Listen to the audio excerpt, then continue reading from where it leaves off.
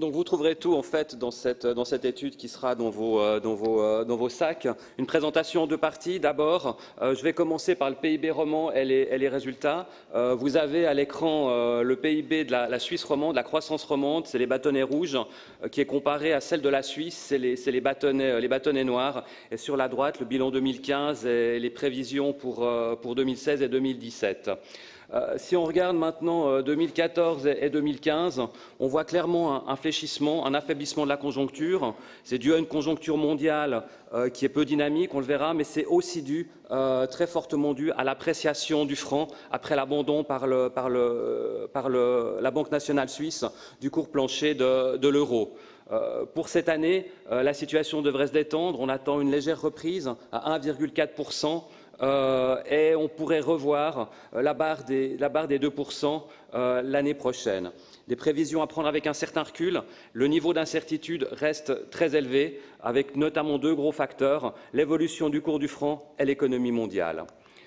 Parlons des devises, du marché des devises, l'évolution du cours du franc ou inversement cours des autres devises par rapport à ce franc. Vous avez à l'écran le cours de l'euro qui est représenté ici depuis 2000. On voit qu'il baisse depuis 2000, qu'il baisse fortement. Vous voyez aussi la petite pause qui était le taux plancher. Ce cours de l'euro, il est comparé à sa valeur à parité de pouvoir d'achat. C'est, pour faire très simple, une espèce de juste prix. Quand l'euro est en dessous de cette cette valeur à parité de pouvoir d'achat, il est sous-évalué. Quand il est en dessus, il est surévalué. On voit que là, il est sous-évalué, c'est assez net, environ 10%, mais par contre, c'est quand même pas gigantesque. Le dollar, maintenant. Le dollar, il a aussi fortement baissé depuis 2000, mais depuis 2011, on voit que ça s'est stabilisé, même que c'est en légère reprise. Et si on compare à la valeur à parité de pouvoir d'achat, donc ce juste prix, on voit là que le dollar n'est pas forcément sous-évalué. La suite, ça dépendra notamment de l'évolution de l'économie mondiale qu'on va regarder ici. Et là, le paysage n'est pas très réjouissant. La croissance mondiale, depuis l'explosion de la crise financière et de la grande récession mondiale, elle n'arrive pas à redécoller, elle vole à basse altitude, elle vole lentement. Elle s'est même réaffaiblie de nouveau un peu en 2015, et ça, c'était dû aux économies émergentes. Vous vous souvenez tous des prouesses des pays du BRIC. L'Inde, ça va. Brésil, Russie, récession. Chine, une croissance qui ralentit quand même, donc moins de soutien à l'économie mondiale, des perspectives mitigées pour cette année et l'an prochain. Rien à attendre de très positif à court terme. Par contre, les économies industrialisées, vous avez là les États-Unis, une croissance un peu plus de 2%, stable, c'est finalement une bonne nouvelle, c'est un soutien. Vous avez ici la zone euro, l'Union européenne, qui sort de l'ornière, qui sont plus en récession, mais qui croissent encore lentement, très lentement, pas vraiment de facteur de soutien. Donc une situation qui n'est pas trop négative, mais qui est quand même fragile. Et il suffit que les Anglais disent leave, on ne sait pas ce que ça peut provoquer, il peut y avoir d'autres éléments qui provoquent de nouvelles tensions et qui auront un impact potentiel sur le franc. Vous avez là la croissance romande et la croissance suisse à titre de comparaison. Le trou d'air de 2015, on va le regarder ici plus en détail. Vous avez de nouveau la croissance romande, c'est les bâtonnets rouges, mais qui est comparée cette fois à la croissance dans le secondaire, c'est les bâtonnets bleus, ou dans le tertiaire, c'est les bâtonnets blancs. Et on a comparé ça à un scénario fictif que le CREA a calculé pour nous, donc CREA qui a aussi fait les prévisions que je vous ai présentées tout à l'heure. L'idée, c'est de voir qu'est-ce qui se serait passé si la Banque nationale n'avait pas abandonné le taux plancher, si le franc était resté au-dessus de 1,20 franc. Finalement, ce serait allé pas si mal. La croissance serait restée aux alentours de 2%, un peu au-dessus. Vous voyez sur les petits bâtonnets rouges qui représentent là ce scénario fictif. Et qu'est-ce qui se passe dans le détail? Si on regarde par exemple pour 2015, si vous prenez les petits bâtonnets bleus par rapport à ce qui se serait passé si la Banque nationale n'avait pas agi, la baisse de croissance est relativement faible.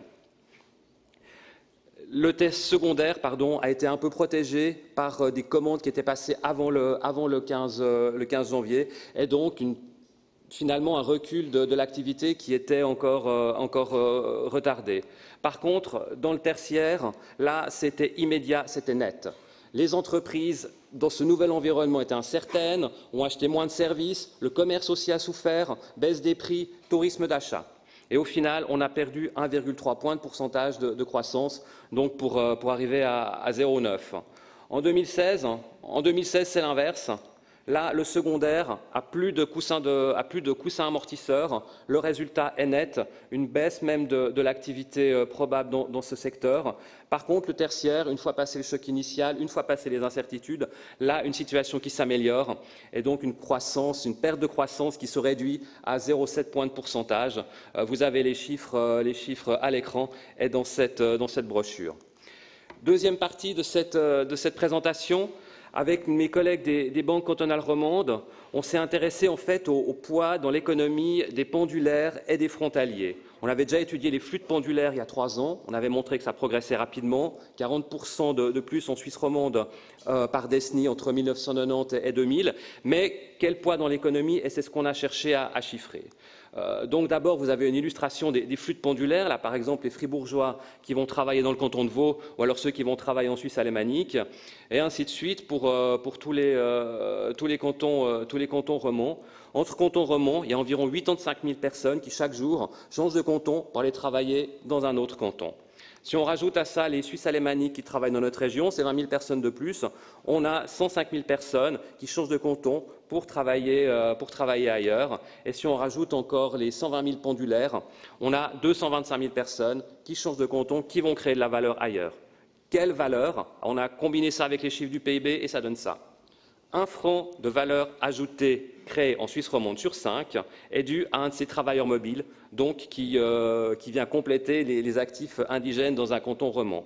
C'est beaucoup. On a même été surpris avec mes collègues des banques cantonales quand on a vu ce chiffre. On a vu sur le tableau des flux de pendulaires qu'il y a de fortes disparités entre les cantons romands. On le voit aussi dans ce tableau qui est un peu imposant que vous retrouvez dans la brochure. On va juste regarder la dernière ligne qui résume le tout.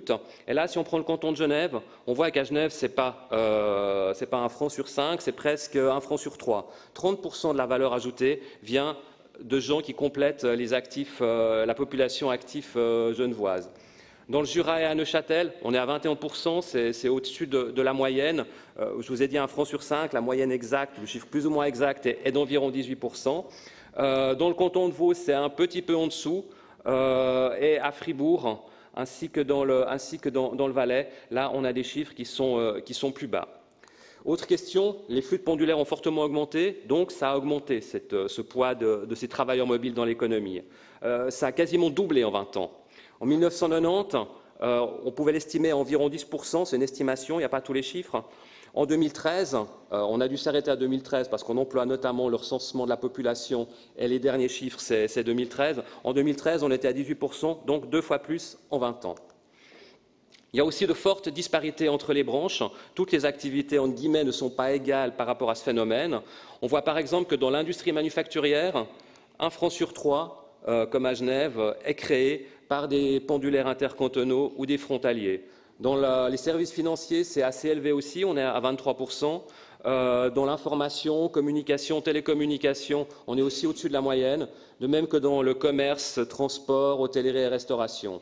À l'inverse, dans les services publics, parapublics, vous avez là l'administration, mais vous avez aussi la santé, l'enseignement. On est sensiblement au-dessous à 14%.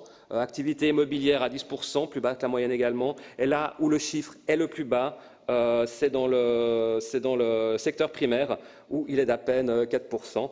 Et je m'aperçois que j'ai réussi à tenir mon budget de 8 minutes, donc je vous remercie de votre attention. Jean-Pascal Bechler, merci. Et pour conclure, donc un rebond de la croissance, une économie qui est quand même bien diversifiée, qui a quand même bien résisté, des facteurs de risque, une part importante de la création des frontaliers et des pendulaires dans la création de valeur, et une part qui a doublé en 20 ans. Je vous remercie. Merci Jean-Pascal Bechler, une leçon de timing.